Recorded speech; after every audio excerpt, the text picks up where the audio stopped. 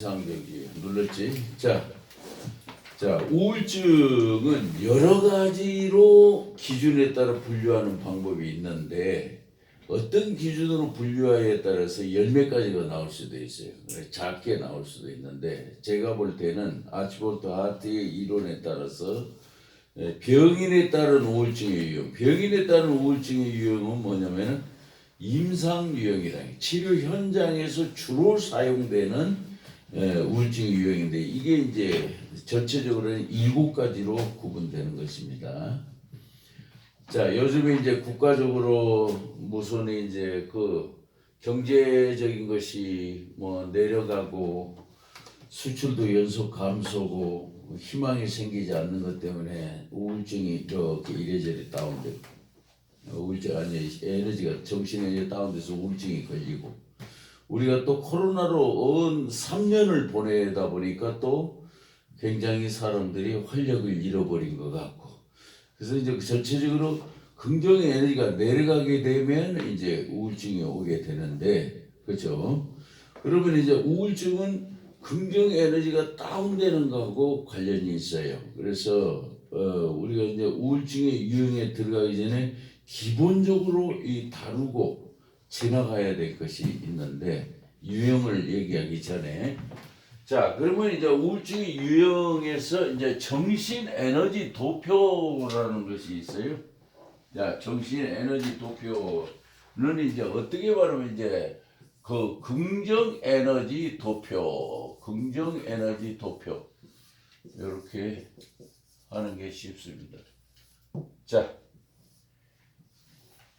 쉽게 0에서 자 50 이렇게 한번 이걸 체킹하고 넘어갈게요. 자 이겁니다. 자 여기는 이제 90이에요. 90%. 자 그러면 이제 정신 에너지인데 여기에 이제 전반적으로 정신 에너지 부정 에너지보다 긍정 에너지를 의미하기 때문에 긍정 에너지 도표다 이렇게 얘기합니다. 자 그러면 이제 여기에서 이렇게 10, 20, 30, 40 이렇게 되거든요. 30, 40. 자, 사람이 이제 긍정 에너지가 이렇게 내려간다. 10이나 20이 내려간다면 자살 관념이 생겨요. 자살 관념 아시죠? 차라리 죽는 게 낫지 않을까라는 생각이 들어요. 예. 이제 어떤 상황에서 갑자기 다운되는 것도 이게 생기죠. 에너지가 다운되고. 차라리 죽는 게 3, 40%면 참 살기 힘들다. 예, 여기. 자, 그런데 이제 10% 여기는 여기 아래에 있겠어요. 10% 20%의 긍정 에너지가 내려가면은 차라리 죽는 게 낫지 않을까라는 생각이 자살 관념이 생기는데 이게 이제 이거는 뭐 정신이 약한 사람만 그런 게 아니라 뭐 정신적 지도자인 사람도 똑같아요. 목사님이나 스님이나 다 똑같습니다. 여기 내려갔다면 이게 다 나와. 그러니까 여기 이거 뭐 여기 영 아래가 뭐냐면 저는 이제 여기를 마음의 지하실로 얘기합니다. 영 아래를 마음의 지하실. 마음의 지하실로 내려면 큰일이에요. 여기에 내려갔다면 죽을 수밖에 없어. 마음의 지하실로 내려 살아난 사람이 없어. 왜? 여기 내려면 백발백중 자살하기 때문에 그래. 여기 안 내려가는 방법이 뭘까? 이제 제일 위험한 게 뭐냐면 혼자서 술 마시는 게 제일 위험해요. 혼자서 술이 만취가 되죠. 그러면 마음의 지하실로 내려가요. 그럼 여기서는 뭐 사람의 밑바닥이 즐거움이 아니에요. 슬픔과 고통이에요. 거기까지 내려가지 말아야 돼. 여러분 지하실에 내려면 어둡죠. 공기도 안 타고 안 좋죠. 인간의 마음의 지하실도 그래요. 그러니까 거기 내려가면 큰일인데 여기 내려가는 건 약물에 의해서 내려가거나 술을 많이 마셨을 때 소주를 한 5, 6병 마시면 마시는 사람이 죽는 경우도 있죠. 숨이 먼저 죽어요. 근데 이 술 많이 마셨어요. 여기 내려갈 수가 있다. 그렇죠? 예, 그러니까 이제 자살하는 사람들이 위험한 것이 이렇고, 그 다음에 이제 대학생들이 요즘 신입생 오리엔테이션 때 술 파티를 합니다. 위험해요. 그때 많이 취해가지고 물에 뛰어들어요. 물에 뛰어. 여기 석촌호수도 몇 년 전에 청년들 4명이 12시에 뛰어들어가지고 그 뛰어드는데 또 4명 중에 또 뛰어 다 죽었죠. 그래서 시신을 다 건지고 뭐 사이렌 소리 나고 야단 났는데 그 중에 4명 중에 3명은 또 빨가벗고 뛰어들었어. 그렇죠? 이상하게 여기 내려오면 죽고 싶어지는 거고 여기는 아무것도 생각이 안 나요.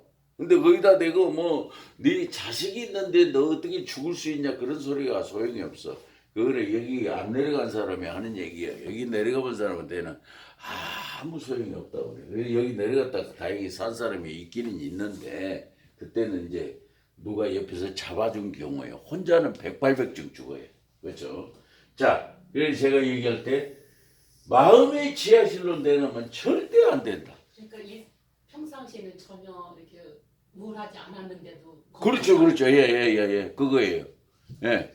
술을 많이 마시면은 여기 내려가거든요. 예.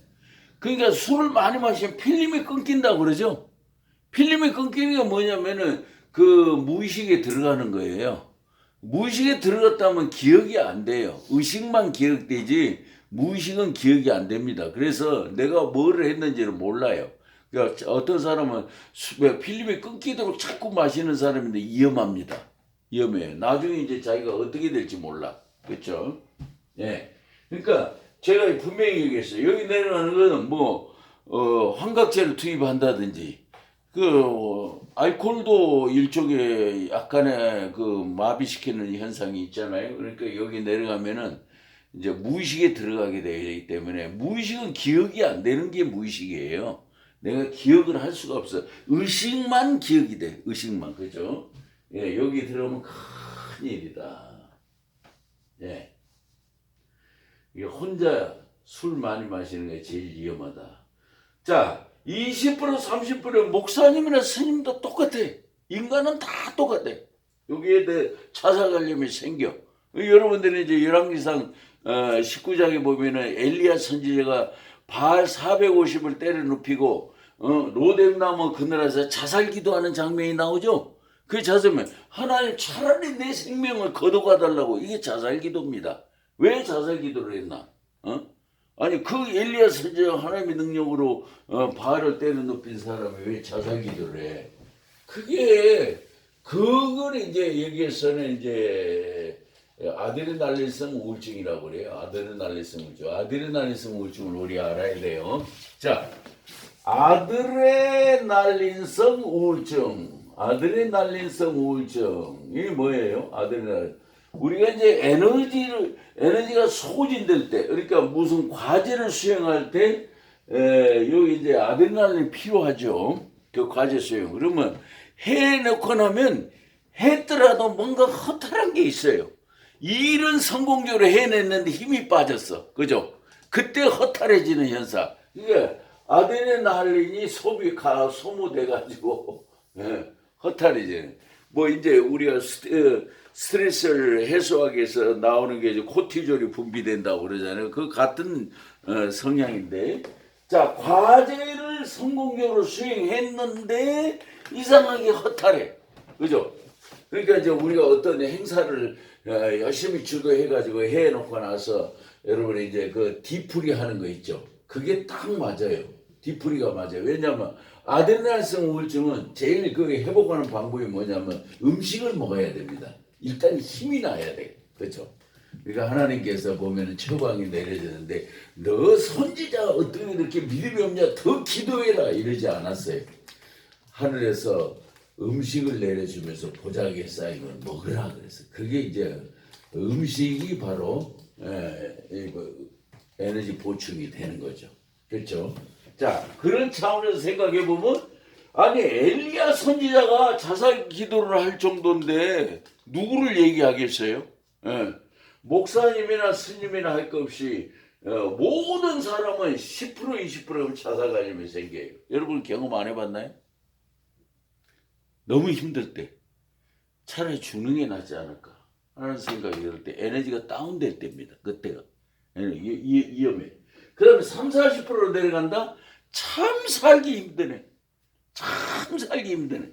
근데 이제 더 위험한 거 뭐예요? 여기로 왔다 갔다 하는 사람이. 여기로 왔다 갔다 하는 사람이 제일 위험해. 이제 즉각 치료받지 않으면은 자살로 갈 수가 있어요. 응? 참 살기 힘들어.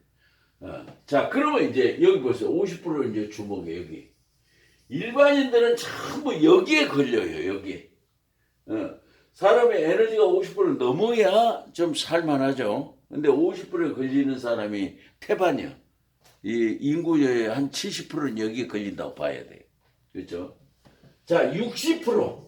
60%는 상당히 괜찮아. 여기서부터는 아주 건강해. 네. 어려운 일이 있지만 살만해. 살만해. 어려운 일이 있지만 살만해. 이겨내는 겁니다. 60%. 그죠? 자, 70%. 70%의 여론은 아주 좋아. 이 상태에 이런 사람이 몇 명이 안 돼. 여기는 뭐냐면 내가 가만히 있는데 내 속에서 나는 참 행복한 것 같다가 올라와. 나는 참 행복해. 나는 참 행복해가 올라와. 이거는 누가 물었을 때 오기로 행복하다고 답변하는 거 아니에요. 행복하세요. 네, 저는 행복해요. 이렇게 오기로 답변하는 그거는 아니고 아주 자연스럽게 누가 묻지도 않았는데 내 속에서 나는 참 행복한 것 같다. 이게 올라오는 긍정 에너지 70%인 사람이 긍정 에너지 70%인 사람. 자, 그러면 이게 왜 90%를 했나? 이 90% 100%라면 인간이 100%는 없어요. 긍정 에너지 100%는 없어. 90%가 있을 수 있는데 근데 이거는 여기는 굉장히 좋으면서 위험해요. 왜? 이 긍정 에너지 90% 원하는 걸 뭐라고 하는 줄 아세요? 행복의 극치라고 그래요. 행복의 극치. 행복의 극치가 뭐예요, 여러분? 행복의 극치. 행복의 극치는 나 더 바랄 거 없어. 이대로 죽어도 좋아요. 나 더 바랄 거 없어. 이대로 죽어도 좋아. 제가 이제 그 자살해서 옛날에 굉장히 날릴 때, 뭐 서울신문, 동아일보, 뭐 내가 신학교에서 제 그 자살을 쓴 것이 그렇게 유명해질 줄 모르고 CTS에서 저를 여기서 찍어가고 안재한 자살했을 때 다 CTS 5명 와서 찍어 2시간 촬영해가고 그랬는데 2시간 촬영했는데 나온 건 10분밖에 안 나와. 그렇죠? 근데 그때 이렇게 촬영팀이 와서 CTS에 찍어갔는데 안재한 자살했을 때 찍어갔는데 그거를 이제 목요일날 찍어가지고 토요일날 방영한다고 그러더라고. 토요일날 방영한다고 그랬는데 그 다음날 금요일날 최진실이 자살한 거예요. 예. 그러니까 토요일날 내가 나간 게 딱 맞아 떨어져가지고 답변이 돼가지고 그때 이제 제가 자살에 대해서 발표한 것 때문에 유명해져가지고 코멘트를 많이 하고 신문에도 코멘트하고 근데 이상하게 사람들은 그 동반 자살에만 관심이 많아요. 우리나라는 자살이 하도 많으니까 동반 자살 때문에 저한테 문의가 와. 왜 자살했냐. 근데 이제 여러분한테 가르쳐 드릴게요. 동반 자살은 왜 그러냐. 사람이 죽을 때 극도의 고독을 체험합니다. 극도의 고독을 체험. 죽을 때. 그렇잖아요. 여러분 생각해보세요. 다 있는데 나만 죽는 거예요. 같이 죽으면 괜찮다니까? 같이 죽으면 애로울 일 없어요. 그러니까 이제 동반 자살은 뭐냐면 같이 죽자요, 같이.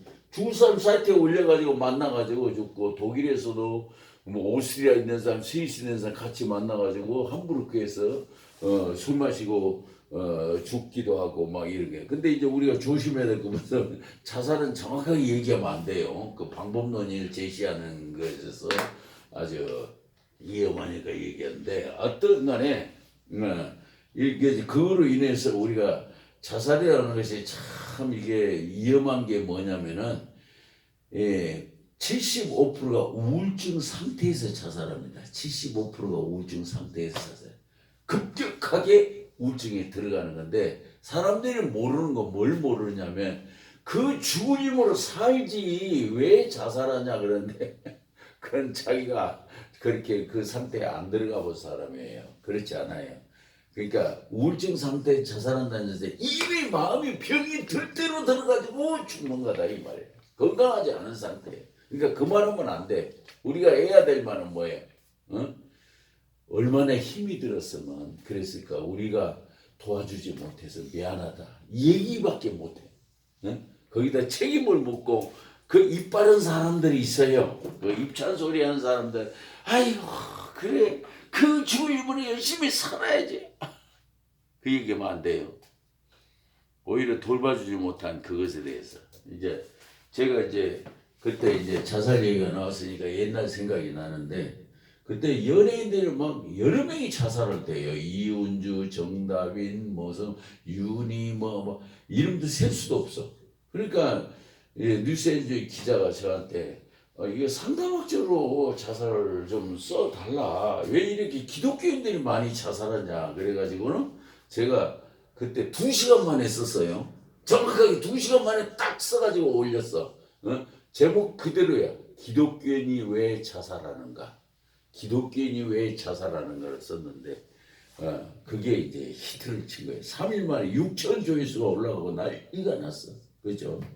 그래서 이제 크리스천 투데이 기자가 제가 연세대에서 자살 발표할 때 저한테 여기 찾아와가지고 자살에 대해서 연재 좀 해달라. 깜짝 놀랄 일 부탁을 받았어요. 생각해 보세요. 자살에 대해서 연재를 해달라.